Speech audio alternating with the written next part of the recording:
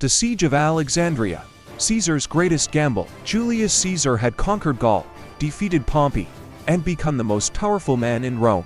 But in the winter of 48 BCE, he found himself trapped, cut off from reinforcements, and under siege in the great city of Alexandria, Egypt. What had brought him here?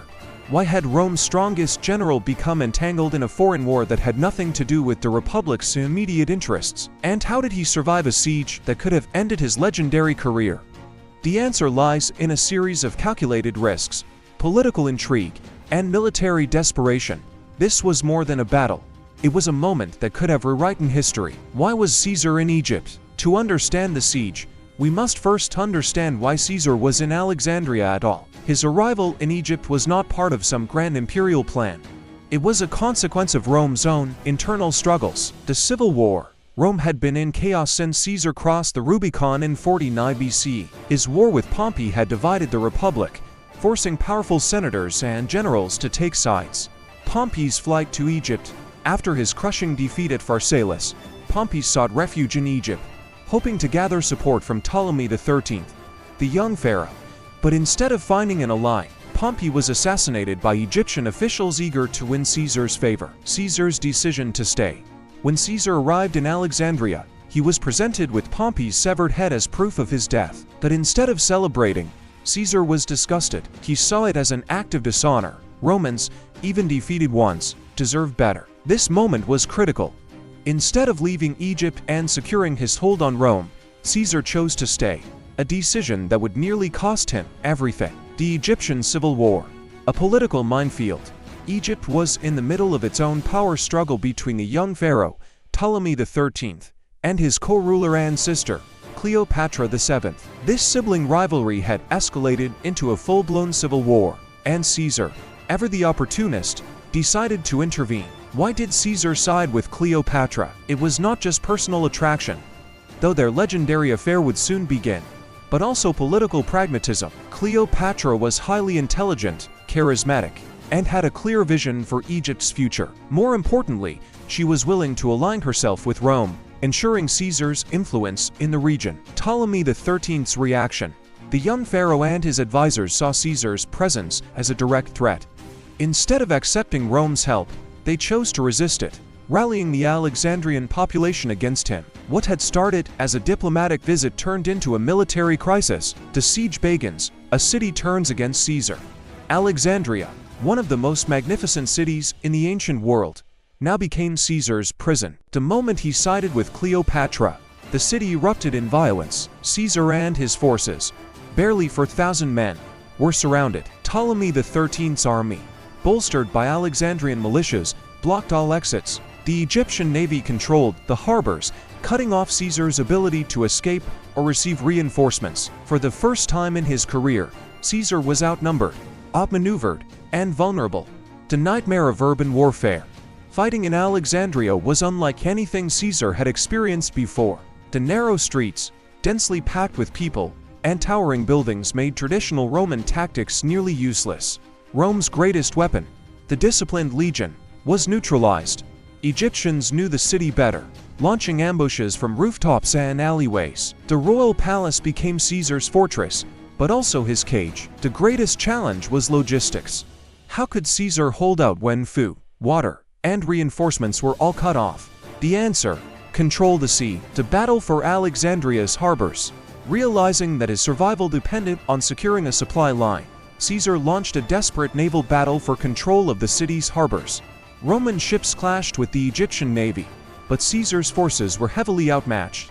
Egyptian fire ships burned several Roman vessels, further limiting Caesar's mobility. The Library of Alexandria, one of the most treasured institutions of the ancient world, was partially destroyed in the chaos, a lasting tragedy of this siege. Despite these setbacks, Caesar fought relentlessly. He personally led charges, commanded troops from the front, and used every tactical trick he knew. But the situation remained dire. If reinforcements did not arrive soon, Caesar's career, and perhaps Rome itself, would end in Alexandria. The moment of crisis, Caesar's escape from the palace. As the siege dragged on, the pressure on Caesar grew unbearable. He needed a bold move, something to keep his troops from losing morale. One of the most daring moments of the entire campaign came when Caesar himself was forced to flee an enemy attack by swimming across the harbor. Legend says he carried his documents and royal cloak above his head to keep them dry, a moment that later became one of his most legendary feats of survival. But while Caesar survived, the situation remained critical. His army was exhausted. Supplies were running low. Morale was crumbling. Everything now depended on reinforcements from Rome's allies. To battle for the Nile, Caesar's tactical brilliance. Julius Caesar had faced desperate situations before, but nothing quite like this. Trapped in Alexandria, outnumbered, and cut off from reinforcements, he had fought tooth and nail just to keep his position from collapsing entirely. But the war in Egypt was far from over, and he knew that his fate, and the fate of Cleopatra's throne, would be decided not in the streets of Alexandria, but on the waters of the Nile. This was a battle that would require not just brute force, but the kind of cunning that had made Caesar legendary. How could he defeat a vastly superior enemy? How could he turn a desperate situation into his greatest victory? To answer these questions, we must first examine the reinforcements that would change everything. The army of Mithridates of Pergamum. The arrival of Mithridates, a ray of hope. Caesar's salvation did not come from Rome, but from the east. Mithridates of Pergamum, a loyal ally, had been gathering forces in Syria. He knew that if Caesar fell, Rome's grip on the region would be shaken, and the consequences would be catastrophic. Who was Mithridates? He was not just a mere ally. He was a client king of Rome, a commander who had fought in the chaotic wars of Asia Minor. His loyalty to Caesar was unwavering. To journey through Syria, to reach Egypt, Mithridates had to fight his way through enemy-held territories. His most significant challenge was at Pelusium, Egypt's eastern gateway. The Battle of Pelusium, breaking Egypt's defenses. Pelusium was one of Egypt's most important fortresses, a city that had withstood numerous invasions throughout history. Ptolemy XIII's forces believed they could hold it indefinitely, but Mithridates had other plans. Instead of launching a frontal assault, Mithridates outflanked the defenders, striking at their weakest points. He used deception, feigning a retreat before luring Egyptian forces into a trap. His victory was swift and brutal, opening the road to Alexandria and giving Caesar the reinforcements he so desperately needed. But the battle was far from over. Now, Caesar and Mithridates had to confront Ptolemy XIII's main army, which had positioned itself along the Nile. The final battle, Caesar's masterstroke. Ptolemy's strategic position on the Nile. Ptolemy XIII, though young, was not a fool. He knew that whoever controlled the Nile controlled Egypt, and so he positioned his army along the river, using it as a natural barrier. He had a strong defensive position, with his fleet patrolling the waters and his army entrenched on high ground. His forces outnumbered Caesar's, and he believed that the Romans, exhausted from months of siege, would be easy to defeat. Ptolemy underestimated Caesar's tactical genius, Caesar's deception, the art of misdirection. Rather than launching a full-scale assault, Caesar baited Ptolemy into making the first move. He sent a small detachment of troops in what appeared to be a reckless attack. As expected, Ptolemy's forces rushed to crush them, believing this was a sign of desperation. But as the Egyptians advanced, they left their fortified positions, exposing their flank to Caesar's main force. It was a classic Roman maneuver: lure the enemy into a false sense of security, then strike when they were overextended. The fall of Ptolemy XIII, a king's death in the waters of the Nile. As the battle raged, Egyptian forces collapsed under the weight of the Roman counterattack. The once mighty army of Ptolemy XIII crumbled, and in the chaos, the young pharaoh attempted to flee across the Nile, but his boat capsized, and he drowned in the river, his body later washing up on shore. With Ptolemy dead, resistance crumbled. Cleopatra was now undisputed queen of Egypt. The aftermath: Rome and Egypt united. With the battle won, Caesar could finally take control of Alexandria. His gamble had paid off, but at what cost? Months of war had weakened his position in Rome. While he fought in Egypt, his enemies were regrouping. His affair with Cleopatra created new political tensions. Would Rome accept an alliance with an Egyptian queen? Was this war worth it? Had Caesar secured a vital Roman ally, or had he distracted himself from the real fight? The battle for Rome's future. These were the questions that loomed over Caesar as he prepared to leave Egypt. But first, he had unfinished business in Rome. The aftermath. Was Caesar's Egyptian campaign a mistake? Julius Caesar had won. The war in Egypt was over. Ptolemy XIII was dead. Cleopatra was queen. and Alexandria was firmly under Roman influence. But even as Caesar basked in his triumph, a far greater storm was brewing beyond the shores of the Nile. Rome was in chaos. Caesar had spent nearly 9 months in Egypt, far longer than anyone expected. His absence had left the Republic vulnerable, and his enemies had wasted no time in taking advantage of it. Rebellions were breaking out across the empire. The remnants of the Pompeian faction were rallying in North Africa. And in Rome itself, Mark Antony's leadership was proving disastrous. Had Caesar's obsession with Cleopatra and the Egyptian campaign cost him too much? Was this a brilliant diplomatic maneuver, or the greatest mistake of his career? To understand the full impact of Caesar's time in Egypt, we must first examine what was happening in Rome while he was gone. The Republic in crisis, what Caesar left behind. When Caesar left for Egypt, Rome was still fragile from the civil war. He had won a decisive victory over Pompey and Pharsalus, but his enemies were not completely defeated. There were still Pompeian loyalists, unstable provinces, and ambitious senators waiting for an opportunity to strike. 1. Mark Antony's failure as Caesar's second-in-command. Caesar had entrusted Mark Antony with governing Rome in his absence, but Antony was not the leader that the Republic needed. While Antony was a skilled general and a fierce warrior, he was also brash, impulsive, and politically reckless. He alienated the Senate, ruling with arrogance rather than diplomacy. He ignored Rome's economic struggles, allowing corruption to run unchecked. His love of excess and indulgence made him an easy target for Rome's elite. Instead of keeping order, Antony's rule had pushed Rome closer to another political explosion, and as the Republic grew weaker, Caesar's enemies only grew stronger. 2. Revolts and uprisings. The empire on the brink. Caesar's absence also created an opportunity for rebellions to spread across the empire. Without his direct control, several provinces erupted into chaos. Hispania. Pompey's sons were raising an army, determined to reclaim their father's legacy. Illyricum. Roman governors struggled to suppress uprisings from local tribes. Asia Minor. Old enemies of Rome saw Caesar's absence as a sign of weakness and began plotting resistance. What was meant to be a quick diplomatic intervention in Egypt had turned into a prolonged campaign that nearly cost Rome its stability. Cleopatra.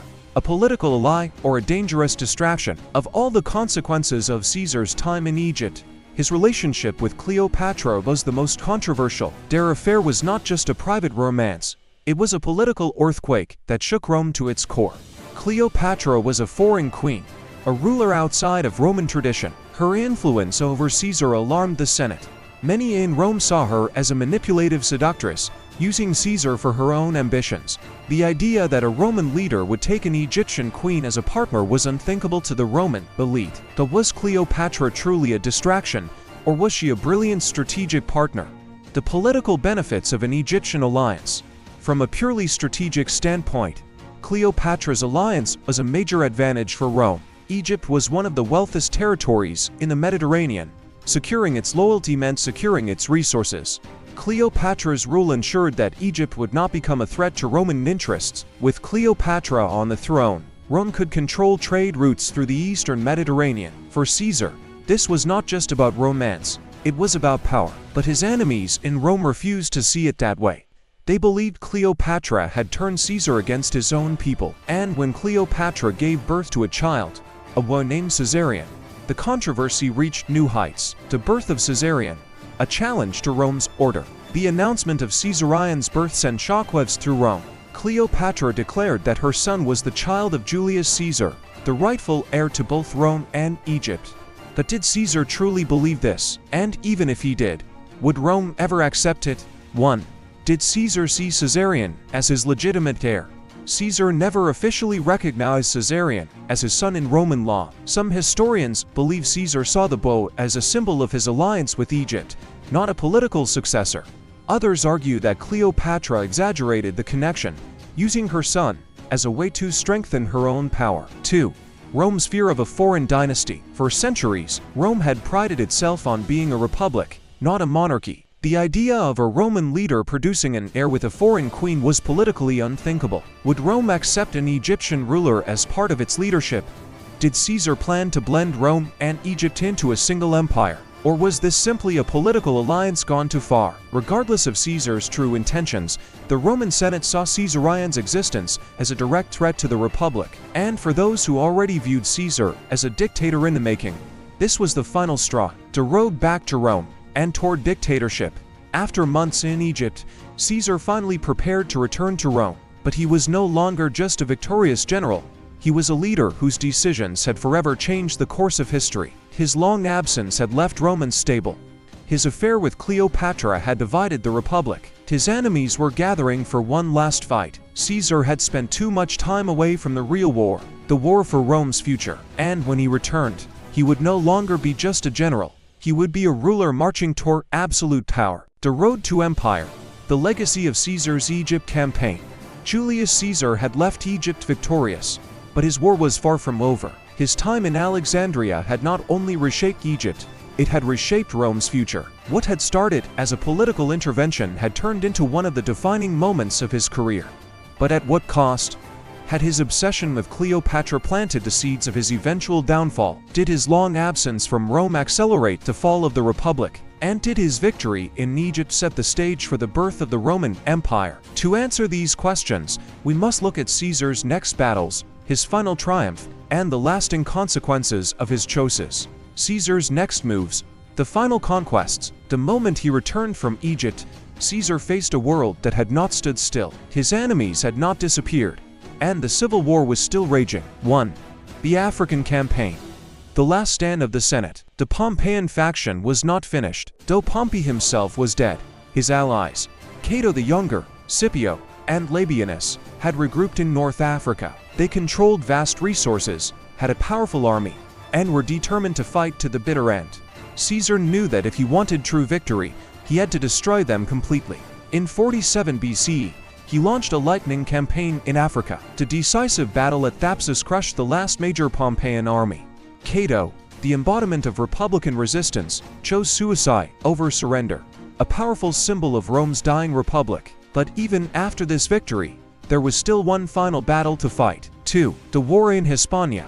The last Pompeians, Pompey's two sons, Gnaeus and Sextus Pompeius, had raised another army in Hispania, modern Spain. Though young, they were determined to avenge their father and reclaim Rome. Caesar pursued them relentlessly, leading to the final showdown at the Battle of Mundae in 45 BC. It was one of his toughest battles, as the Pompeians fought like men who had nothing left to lose. The fighting was brutal. Caesar himself was nearly killed in the chaos. Victory came only after a hard-fought, grinding battle. With the Pompeian threat finally crushed, Caesar was the undisputed master of Rome. Now, there was no one left to challenge him. He had won. But what did that victory mean? Caesar's triumph. Dictator for life. In 46 BC, Caesar returned to Rome. The Republic was dead in all but name. He celebrated for massive triumphs, displaying the riches of his conquests. He pardoned many of his former enemies, showing mercy where others expected vengeance. He passed major reforms, centralizing power in ways never seen before.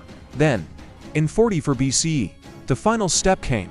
He was declared dictator for life. For his supporters, this was the natural outcome of his brilliance. He had restored order, ended the wars, and secured Rome's dominance. For his enemies, this was the moment they had feared. The Republic was over. Caesar had made himself a king in all but name, and for that, they decided he had to die. The long-term impact. How Egypt shaped Rome. 1. Cleopatra's role in Roman politics. Cleopatra was not just a lover, she was a political force.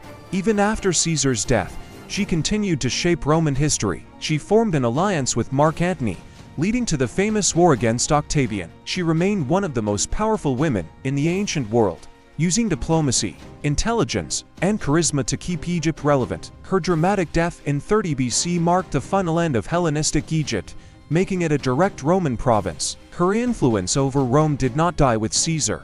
It continued long after. 2. The rise of Octavian.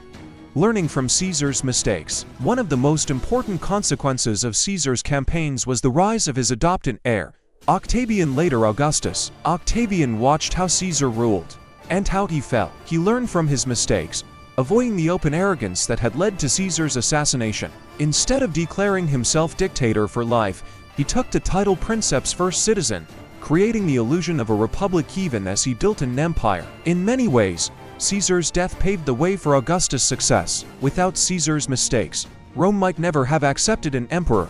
3. The Egypt-Rome parallel, a lesson for future emperors. Caesar's war in Egypt was not just a military campaign. It was a warning. Future Roman emperors would find themselves in similar entanglements. Mark Antony and Cleopatra, a failed attempt to merge Egypt and Rome. Hadrian's wars in Judea, costly distractions that weakened Rome's stability. Trajan's campaigns in the east, overreach that led to logistical nightmares. Rome would continue to struggle with foreign entanglements for centuries. Some emperors learned from Caesar's mistakes, others repeated them. Final reflection: was it genius or hubris? Looking back, was Caesar's intervention in Egypt a brilliant move or a reckless mistake? The case for genius: he secured one of the wealthiest and most powerful allies Rome could ever have. He prevented Egypt from falling into enemy hands. His alliance with Cleopatra helped maintain stability in the east. The case for hubris: his long absence weakened Rome, allowing his enemies to regroup. His affair with Cleopatra damaged his reputation in Rome. His distraction with Egypt delayed his final conquest of the Republic, giving his assassins time to plot against him. One thing is certain: Caesar's victory in Egypt was not the end of a story. It was the beginning of a new era, and that era would soon belong to his heir, Augustus, the first emperor of Rome. The final question: did Rome benefit from Caesar's victory? Did Caesar's time in Egypt truly strengthen Rome, or was it a warning sign of what was to come? Did Rome gain a powerful ally, or did it entangle itself in a dangerous foreign affair? Did Caesar's ambition expand the empire, or did it set a dangerous precedent for future rulers? Was his assassination inevitable, or did Egypt accelerate his downfall? In the end, Caesar's victory in Egypt was a turning point, not just for himself, but for the fate of Rome itself. One man's ambition had changed the course of history, but was it worth the cost? That history leaves for us to decide.